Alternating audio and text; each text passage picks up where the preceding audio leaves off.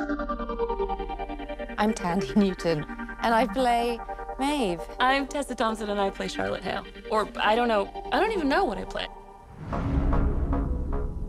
There's obviously strong similarities in just the fact that we're both hosts and have to respond to directives even if we don't want to. Yeah, this new creation, I call her Shaloris because she's...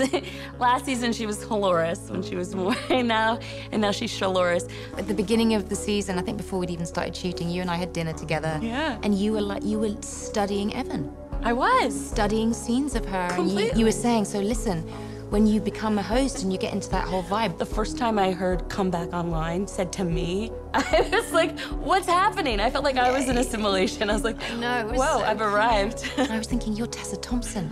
You're gonna do this better than any of us have ever done it. No way. I was like, can you blink? I remember my first day, I had a scene with Evan and I was like trying really hard. Mommy! I only discovered this season that the character I was playing was a mother. In the course of this season, we're getting to know the real Hale. You know, she felt like everything that she did was in service of her son and her family. Huh. For Maeve, being a mother and the instincts she had, she's protecting innocence as much as she can. And I relate to this as a mother because once I became a mother to every innocent living thing. Yeah. For Maeve, going into season 3, the craving for that relationship once she discovered that she did have a child, but then discovering it wasn't her child. And what she does, which I completely relate to, is rather than dismiss that kid, she realized that the way to be conscious was to make good on the feelings of mothering that she felt for this little person, even though this person was scared of her. Because that is real. That is real. And she knew that because she had this connection, which couldn't just be turned off, that she had consciousness and she could make choices on her own. And it changed everything. I'm sorry.